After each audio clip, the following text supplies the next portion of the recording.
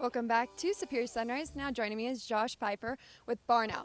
Thank you for joining me this morning. I know it's a little chilly, but you and I were talking yesterday and I was not familiar with Barnowl. So can you give us a brief overview of what Barnowl is and how it is necessary in the industry? Yeah, sure, real quick. I grew up on Wyoming and Nebraska ranches, so I know how difficult it is to monitor and manage a large area and how much time it takes. And I also spent 12 years in the Air Force, and I saw the technology we use to monitor the entire world.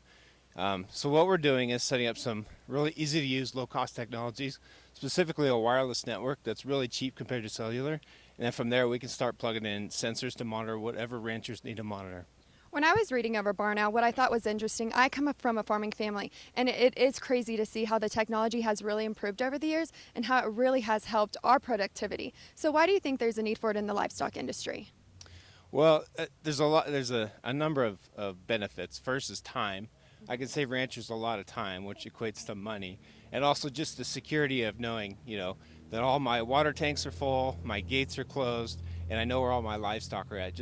I think there's a lot of value in those three things. I know that farming and livestock go hand in hand, but you see technology coming more prevalent in the livestock industry. We use it a lot in obviously our superior auctions. How can this really benefit ranchers across the country?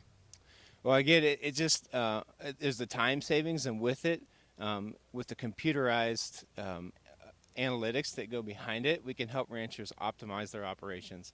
Maybe it sounds like a lot of big words, but what we're doing is giving ranchers some really easy tools to give them time back, and with that, we'll give them the time to figure out how to run their ranches better. What was kind of the driving force behind this idea? Again, it was as I was approaching the end of my time in the Air Force. I got to fly jets for 12 years. I was sitting there thinking about, okay, what am I going to do when I grow up?